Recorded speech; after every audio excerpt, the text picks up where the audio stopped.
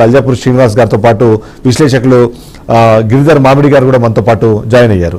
మొదటగా నేను కోటేశ్వరరావు గారి దగ్గరికి వెళ్తున్నాను. కోటేశ్వరరావు గారు, మనం చూస్తున్నాం బంగ్లాదేశ్లో జరుగుతున్న ఘటనలన్నీ వాళ్ళ అంతర్గత సమస్యగా చూడాలన్నది కొద్దిమంది మాట్లాడుతుంటే, బట్ అక్కడ రాజకీయ అనిశ్చితి కానివ్వండి, ఆ తద్వారా జరుగుతున్న పరిణామాలన్నీ భారతదేశంతో ఆ దేశానికి ఉన్న సంబంధాలు, తద్వారా జరిగే కార్యక్రమాలకు సంబంధించి కూడా మాట్లాడుతున్నారు. దీన్ని ఎలా చూడాలంటారు? కేవలం అంతర్గత విషయంగానే మనం చూడాల్సిన అవసరం ఉందంటారా? దానికి ఇతరత్ర విషయాలను కూడా ఆపాదించాల్సిన అవసరం ఉందంటారా? బంగ్లాదేశ్ లో అంతర్గత సంక్షోభాలు అనేటువంటివి ఇవాళ కొత్తగా వచ్చినటువంటివి కాదు అనేటువంటిది ముందుగా మనం గమనించాలి. బంగ్లాదేశ్ కు ఉన్నటువంటి అంటే వ్యూహాత్మకంగా కానివ్వండి లేదా భౌగోళికంగా కానీ ఉన్నటువంటి ప్రాధాన్యత రీత్యా అక్కడ తిష్ట వేయాలనేటువంటిది అమెరికా యత్నం.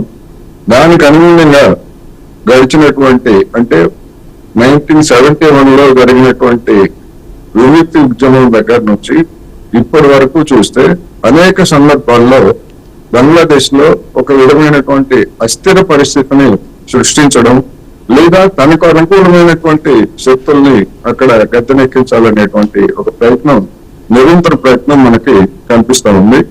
అదేవిధంగా బంగ్లాదేశ్ అంటే జాతిపితగా బంగబంధుగా పేరున్నటువంటి ముజిబుర్ రెహమాన్ హత్య విషయంలో కూడా అమెరికా హస్తం ఇవన్నీ ఉన్నాయనేటువంటిది అందరికీ తెలిసినటువంటి.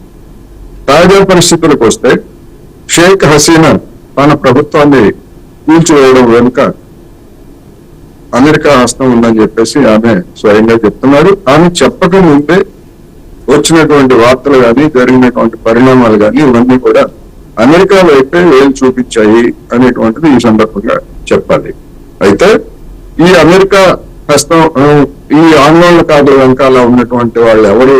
విద్యార్థులైనా లేదా విద్యార్థులను అడ్డు పెట్టుకొని ఇతర శక్తులు రంగంలో ప్రవేశం చేశాయంటే విద్యార్థులలో అసంతృప్తి ఉన్నమాట వాస్తవం. దాన్ని అవకాశంగా తీసుకొని అనేక శక్తులు ముఖ్యంగా Bangladesh Nationalist party, Awami league ని వ్యతిరేకించేటువంటి పార్టీ, అదేవిధంగా దానికి మద్దతుగా ఉన్నటువంటి జమాతే ఇస్లామీ అనేటువంటి ఒక ఇస్లామిక్ మతోన్మాద సంస్థ కూడా దాని వెనకాల ఉన్నది. అయితే అంతర్గతమైనటువంటి సంక్షోభాన్ని వాళ్ళు కొనసాగిస్తూనే రెండో వైపు అక్కడ ఉన్నటువంటి మైనార్టీలుగా ఉన్నటువంటి హిందువుల మీద దాడులు చేయడం, అదేవిధంగా హిందూ దేవాలయాల మీద దాడులు చేయడం అనేటువంటిది కూడా మొదటి వైపు సాగించారు. అయితే ఈ పరిస్థితిని మన దేశంలో ఉన్నటువంటి కొన్ని శక్తులు కానివ్వండి లేదా సోషల్ మీడియాలో ఉన్నటువంటి కొంతమంది కానీ ఏదో ప్రత్యేకంగా అక్కడ ఉన్నటువంటి మైనారిటీల మీద దాడులకే అక్కడ పరిణామాలన్న విధంగా చిత్రిస్తున్నారు. అక్కడ ప్రధానమైనటువంటి సమస్య అంతర్గత రాజకీయ సంక్షోభం. ఆ సంక్షోభాన్ని ఉపయోగించుకుంటున్నటువంటి మత శక్తులు భారతదేశాన్ని రెచ్చగొట్టడానికి కానీ లేదా ఇక్కడ ఉన్నటువంటి పరిణామాలు రెండు దేశాల మధ్య ఉన్నటువంటి సంబంధాలని మరింత సంక్లిష్టంగా గావించేటువంటి ఎత్తుగడలతో కానివ్వండి హిందువుల మీద కొంతమంది మీద దాడులు చేశారు. ఆ దాడులు అనేటువంటివి గర్హనీయం. ఏ దేశంలో ఏ మైనార్టీల మీద దాడులు చేసినా లేదా ఎవరి మీద దాడులు చేసినా కానీ రాజకీయ కారణాలతోటి దాన్ని గ్రహించాలి. రెండోది, కొన్ని వార్తల ప్రకారం అవామీ లీగ్ అంటే హసీనా పార్టీకి చెందినటువంటి మద్దతుదారుగా ఉన్నటువంటి హిందువుల మీద ప్రత్యేకంగా దాడులు చేశారనేటువంటి వార్తలు కూడా వచ్చాయి. ఏమైనప్పటికీ ఏ కారణంతో హిందువుల మీద కానీ మరొక మైనార్టీల మీద కానీ జరిగినటువంటి దాడులు ఎవరూ సమర్థించాల్సినటువంటి అవసరం లేదు.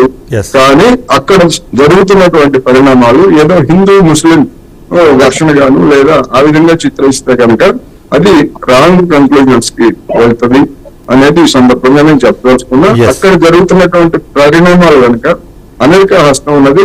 అది భారతదేశానికి ఇప్పుడు అక్కడ అంతర్గతంగా షేక్ హసీనా ప్రభుత్వం కూలిపోవచ్చు లేదా మరొక ప్రభుత్వం రావచ్చు లేదా మిలిటరీ చేయొచ్చు, కానీ అసలైనటువంటి సమస్య భారతదేశానికి వచ్చింది అనేటువంటి అభిప్రాయాలు కూడా వెల్లడవుతున్నాయి. డెఫినెట్ గా భారత్ ఇబ్బందికరమైనటువంటి పరిస్థితుల్లో ఉన్నది అనేది ఈ సందర్భంగా నేను చెప్పదలుచుకున్నాను.